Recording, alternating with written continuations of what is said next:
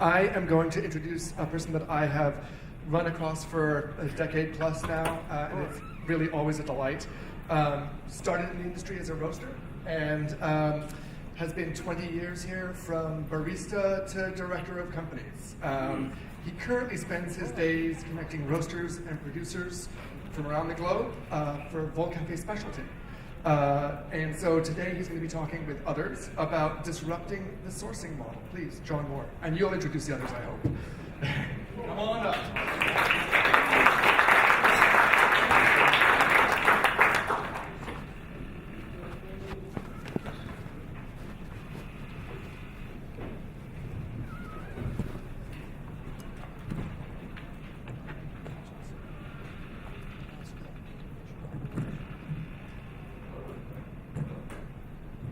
Check, check. Hey, hi everyone. Actually, I'd like to introduce Shauna Moore, and I'll let her tell you all a little bit about what we're going to be doing and how we're going to be doing it, and a little bit about each of us up here on the stage. Shauna. Thanks, John. My name is Shauna Alexander Moore. I'm the sustainability manager for Volcafe. Volcafe is a large coffee trading house. We have operations in 15 producing countries and all the major importing markets. So that's why we have a group of us here on stage. All of us will be talking at some point. Volcafe was founded in Switzerland in 1851. And for about the first 150 years, things changed and the company grew, but rather slowly. And then in recent years, things started to change really quickly.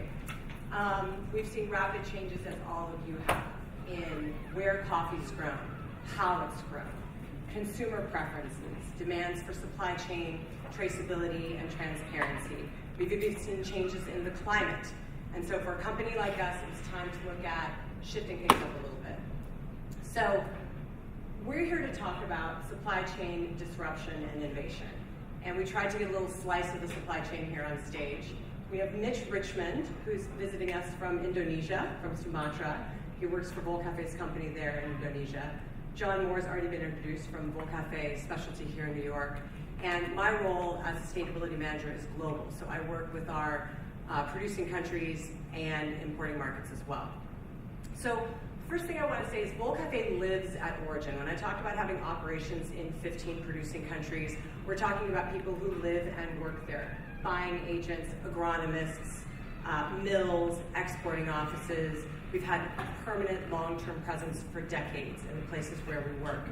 And those roots at origin, combined with our presence in the importing world, made us think that maybe we could experiment with some supply chain innovation and ways of bringing coffee to market in new ways, which we want to talk to you about today. In my 3 years with Volcafe, my role has been to look at our sourcing through the lens of sustainability. And sustainability includes lots of things, social and environmental practices most certainly. But for us, we were really looking at long-term sustainability of supply. And so that amplifies our focus a little bit. A few years ago, we started getting questions, a lot more questions from customers related to long-term supply viability. There were concerns about things like climate change and pest outbreaks and how things were going to look 5 or 10 years down the road. We also started getting questions about real solutions. What could we do? Now, these were customers primarily of washed Arabicas. And with higher production costs, washed Arabicas face pressure from other producing countries that have more efficiencies. So what we've seen in the past, well, since 1979, as this slide shows, washed Arabica as a percentage of total production has declined steadily. So in our origins that focused on washed Arabica production, we also had the concern that Mark Romano touched on earlier, that demand for these coffees is increasing. So our question came to be, with our presence here, what can we do to begin to build and support supply of washed Arabicas in these origins? That's been my job, but luckily, I'm not alone. It's been a team effort, a global team effort. So what I want to touch on a bit is in 11 of our origins listed here, we have what are called farmer support organizations. So Volcafe has teams, interdisciplinary teams that include agronomists, technicians, procurement people, quality control people, who work together providing direct assistance, direct technical assistance to producers in multiple regions in every country. And when I started, I got on a lot of airplanes and started talking to the teams in the field. And what we heard across the board from all over Latin America, Africa, Asia, from the teams who were working with producers was, we need to focus on farm profitability. We need to focus on productivity. We need to focus on quality and resource efficiency, and connecting these coffees with consumers who are customers who are very interested in origin and very interested in being connected to impact. So we're in a position to deliver solutions, and from the ground up, listening to the teams on the ground, we've created a global, consistent approach to sourcing that we're beginning to build and roll out that we call Volcafe Way. And we're going to talk about it a little bit more.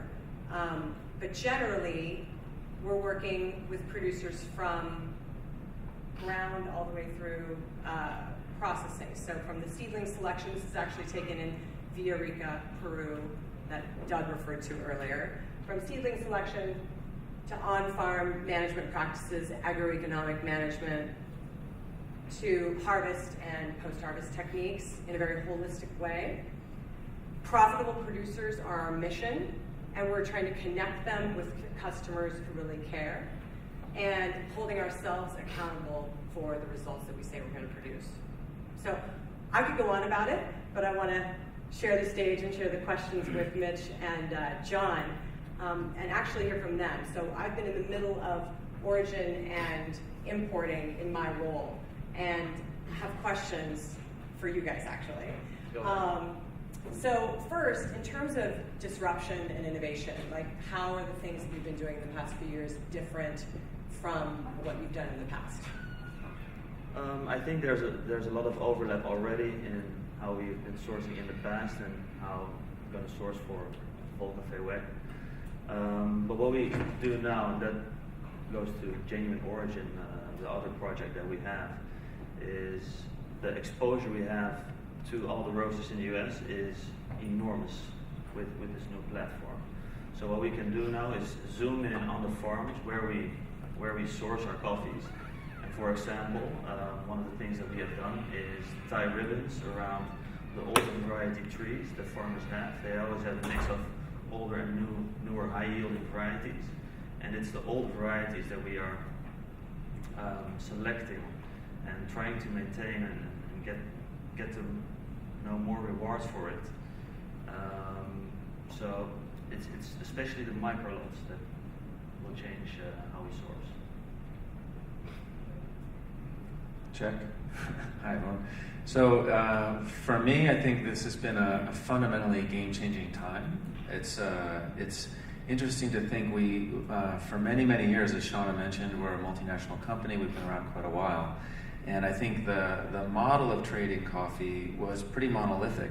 And if you think about it, if you're a small roaster and you want about 2 to 3 bags from Brazil, you might call up your trader and have a conversation with that trader. Trader looks at their spot position, or maybe even talks back with some folks at Origin. And then sure enough, poof, coffee shows up at your door. What's amazing to think about is that if you're a larger roaster and you're not talking 1 or 2 bags, you're talking 1 or 2 containers, maybe a 10-container spread. The conversation and the process is pretty much identical. You pick up the phone, you call your trader, what have you got in your spot position, or maybe they go and talk to some folks at Origin. But that process and the infrastructure driving it, everything behind it, the units of measure, it's all the same. And we've been applying this same sort of one-size-fits-all approach to the markets, even though they're radically different. And it's been interesting today to talk about how, John mentioned millennials, customization is a right. It's not something that is exceptional. And we realized very quickly that our model was broken. It wasn't really relevant anymore in the new space, and we had to kind of reinvent things. And if you're a larger roaster, you have a certain set of priorities. So You're going to be very interested in things like supply chain security. We heard about that earlier today as a concern. You're going to be concerned about quality. You're going to be concerned about year on year the ability of someone to deliver and to meet your needs.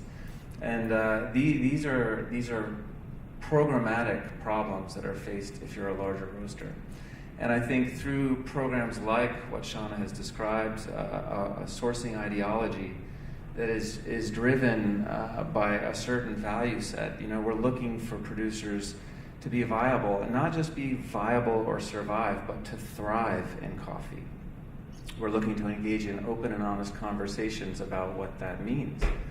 And if you're a larger roaster and you have concern about risk management, reputational risk, etc., you want to know that you have an authentic and sort of transparent view into what's going on at origin. And I think that's one of the really exciting pieces, although very challenging, in changing the way we approach sourcing for larger roasters. But then I put on, as Dave mentioned, you know, I started in a shop front window roasting on 20 kilo, right? And your priorities when you're in that space are very, very different.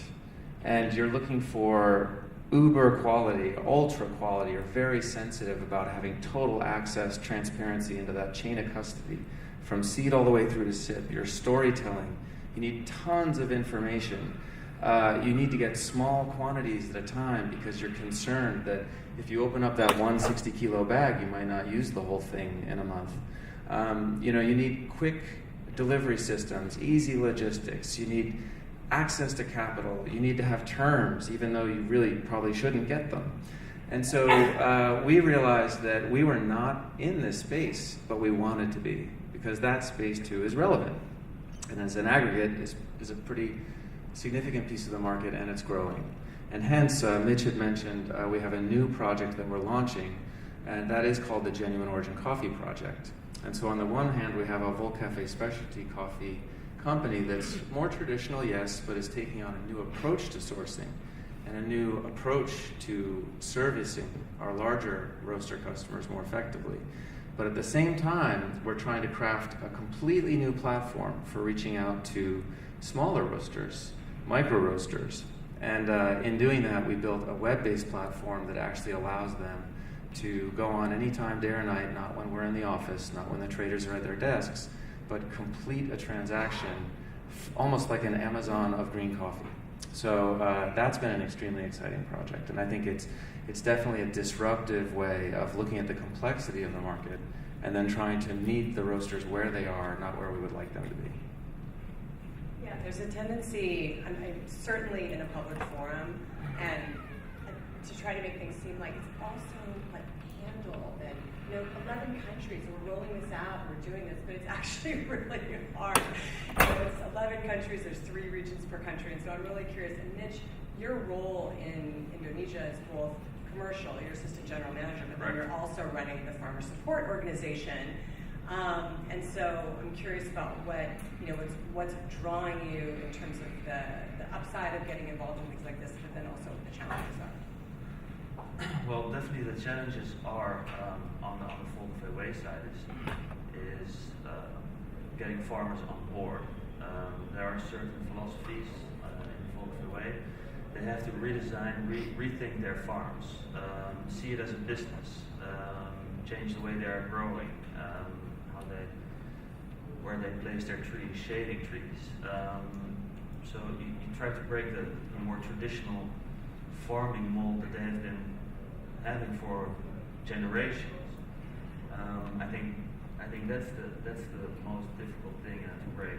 Seeing is believing, but we still need to find the first farmer that teams up with us and will be our showcase. Whether we have let's see what pictures I send over.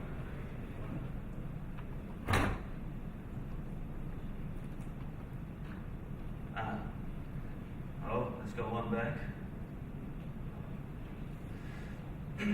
Yeah, so this is one of our farmers. One of the projects that we have are seedling projects, especially with focus on the older heirloom varieties that are rapidly disappearing in Indonesia, being replaced by newer, higher yielding varieties. Without this, the magic of these coffees could be lost forever. So picture of me in one of our nurseries in Sumatra, Lake Toba. This is another project that we have. So for genuine origin, Volcafe Way, we identified the best growing areas in Indonesia, especially Lake Toba and Aceh. And here we are experimenting what the best way is to process the coffees to get the highest quality and the best cupping profile.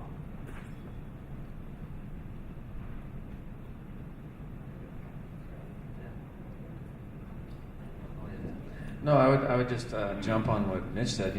Culturally, we've had a paradigm shift, and that means you have to change how you do things again. So for us, we're traders by nature, so it's a more opportunistic space as a rule, and the rule of thumb is, of course, buy low, sell high.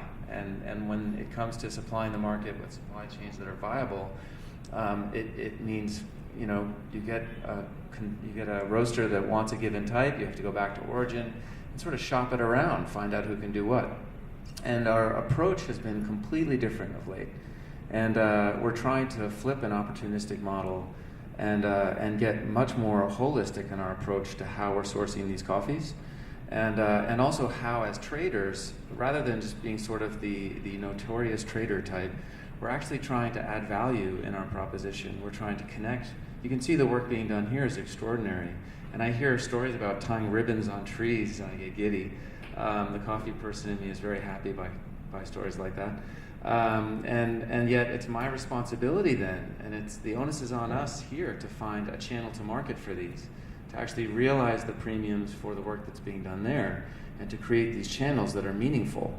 And to do that in such a way that the premiums are recognized all the way through the value chain in a way that makes a difference. And so I think, when we see photos like this, I think, oh, okay, I don't have the same conversation with a large roaster as I might a micro roaster again.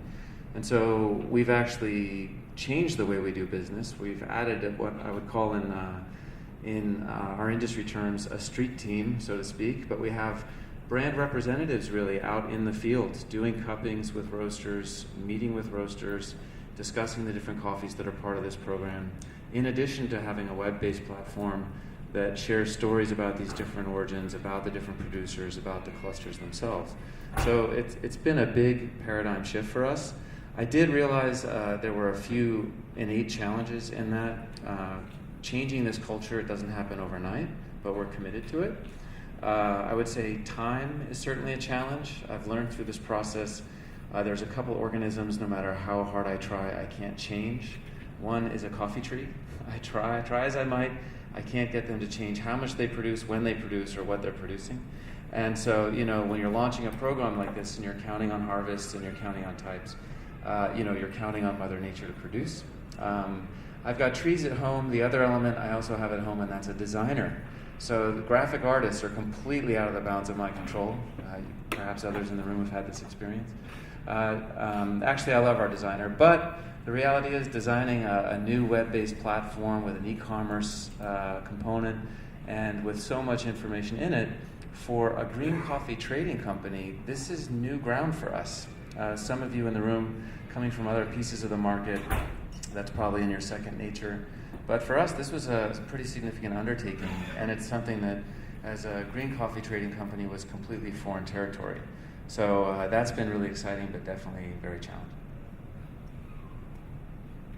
So I want to be mindful of our coveted spot in the just before lunch time slot, where everybody's kind of getting antsy and hungry. Any last things you guys want to share about what you want to share with the audience, what you're most excited about? Well, 2 months ago, that's the next slide actually. 2 months ago, we started with at one of our facilities on the east of Lake Toba, Sumatra, to convince farmers and to show farmers what the Volcafe way is, and to show them the difference, but also for us to collect data on different ways of farming. We started a 2-acre demo farm. So at the top you see those white boxes with black spots in there. Those are shading trees, and all of that is the more traditional Sumatra Indonesian farm. the higher density below, the spots close together, that's the more, the Volcafe way approach, higher density, we took out the shading trees, and every color of spots is a different variety. So this is a great way to show the farmers the differences in farming. Great for data collecting. When we planted these trees, we invited a lot of farmers from our farmer groups, and they thought we absolutely went crazy, and they were like, this is not going to work, not at all. So this is one of the ways we're going to convince them that different ways of farming exist and work. Very excited, and hopefully more results in a year or two. I would just say, first off, echo some of the earlier sentiments in the room. We're doing this in no small part out of two very motivating factors, fear and panic. You see some of the slides about where Arabicas are going, where production is going. You see how insecure our supply chains appear. And then also think about the meteoric rise of Vietnam, and certainly Brazil has been there. And you look at the other origins, and imagine that Volcafe specialty coffee is extremely active throughout Central America, pretty much everywhere other than Brazil and Vietnam. Yes, we do have operations in Brazil, and they're fantastic, but we have other origins as well. And imagine those origins are being forced to compete in a mainstream space on a differential basis against juggernauts like Brazil and Vietnam. And that is fundamentally not a competitive space for those producers to be playing in. And they can't compete at those differential levels and keep their lights on. And they can't, basically maintain. And so it becomes, how do you survive in that space? We talked about this earlier. You have to add value. You have to invest in quality. You have to change your very infrastructure, if need be, and your approach to growing. And that's resulted in all kinds of things. Through the Volcafe Way and through other programs, we're reevaluating how we're processing quality coffee. How do we get our operations in Honduras optimized to produce things that's led to incredible innovation, like putting in raised bed solar dryer systems at scale at our mill in Honduras. It leads us to think about, do we put a holding facility close to San Pedro Sula where the humidity and heat are relatively extreme, or do we try to move the higher quality coffees up the mountains where it's cooler, crisper, probably a better holding environment? It forces us to use things like new technologies. We've been trying things with Grain Pro cocoons, the size of containers, to do sustainability and quality in mass. So it's forcing us to be innovative in really exciting ways. And I think about where these origins are, and it's our responsibility as traders then to find these channels to market and to build these new channels to market. So that's been extremely exciting. And in the spirit of innovation, you find things like in Guatemala, for example, it was one of the first origins we had where we were packing a new box we had never worked with before into a container, and we realized that it's a little snug. So the guys had to get pretty creative. They managed to shimmy and shake these boxes in, and then we realized, wow, what's going to happen in the port of New York, New Jersey when that thing gets opened up? That's going to get ugly. And so we were deathly afraid that, of course, some guy opening up a container here in the port of New York, New Jersey was going to have a box fall on his head. This would be bad. So sure enough, spirit of innovation, one of the folks that works in that mill happened to be a fisherman, and when he wasn't fishing, he was working in coffee. And so he came up with this idea of putting what essentially is a fisherman's net across the back end of the container to hold everything in case it shifts during shipping and logistics. And I love that type of story because for me, that's emblematic of what we're all trying to do. We're all trying to figure out such huge issues, and yet each and every one of us in the room, it sounds like so far, is cognizant of these issues, trying to work on solutions, and coming up with a plan for that. And I thought I'd share that with you. So thanks. I mean, for me, it's the same thing. There's nothing more. A lot of people have brought up challenges, climate challenges, production challenges. That's where we live, and There's no better problem to be trying to figure out. There's no cooler system to be working in. There's no more interesting problem to really be trying to find solutions for globally than the future of coffee. So it's great to be working with you guys, and it's great to hear what everybody else here has to say about it as well. So thank you very much. Thank you. Okay, so we're close to lunch, but let's have at least one or two questions. Anybody? Because I have one, and that is, oh wait, there we go. Sorry, sir. Hi, thanks very much. That was great.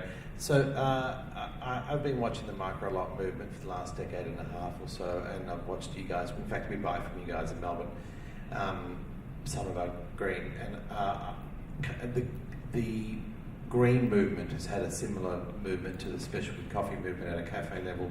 So people like 90 plus doing their stuff. I guess my question is, how do you guys fit into that ecosystem? Ecosystem rather than ecosystem. Maybe ecosystem was right actually. With that kind of green penetration. Yeah, sure. It's a great question. And when we started this project, as Mitch said, and as Sean alluded, we're working in multiple origins. And in some origins, we were building new supply chains and actually finding new producer clusters. And in others, we were working through pre-existing supply chains that already existed. And the challenge came up, logistically speaking, and the efficiencies, and also the support and passing value back to origin. The preference would have been work with essentially macro lot types. And so the idea was that no matter what we did, we had to have extraordinary quality. We had to have a quality type that was representative of that area at origin. And we needed to build new brands around these quality types. It was interesting in that we actually changed our course a bit midstream, and we ended up offering multiple, what I would call macro lots, which tend to be more an aggregate of these clusters. And then we decided to pull from them also a series of micro lots.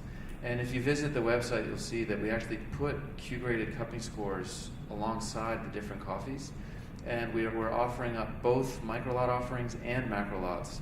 And the sense is that, again, the idea of sustainability with a small purchasing decision, if you buy one box of 65 pounds wrapped in Grain Pro, you are contributing with that purchase toward a much larger aggregate effort being made toward a Volcafe Way style supply chain, where I think your value systems would ideally align. That would be the idea. And so the sense was have both the micro lot offerings and then also offer a more macro lot that would be more stable year-round. I've got a question from your answer. You said you were picking coffees that were representative of the area. Does that not mean we sort of forcing the terroir kind of flavors from preconceived ideas? Can you explain yourself a little bit? That's a great question. So that was done through sensory analysis. So essentially what we did is we were cupping all of the different coffees coming in. Each of the mill operations has cupping capacity, obviously. And so they were the first round of analysis. And this was done through the origins. As Mitch will attest, this wasn't done from a consuming market's perspective. This was done from the perspective of the origins themselves. And so the origin partners sort of discovered these different areas, as I said, in some cases built new supply chains, and in other cases used pre-existing. And then we had a number of different samples to choose from. We brought those to the lab, our lab here in the States, and then we started slowly but surely the methodical process of letting the coffees speak, and in some cases we had to vet out certain coffees even though we didn't want to because they didn't quite meet the quality spec. And in other cases, we had pleasant surprises where we were able to reward coffees very quickly. And so that was kind of the process that we used. Does that help? I'm here, so. I think the last question that I want to ask, sorry, I'm being selfish, price sensitivity is really going to be something that you're going to face. You're looking at increasing costs significantly and hopefully passing those back.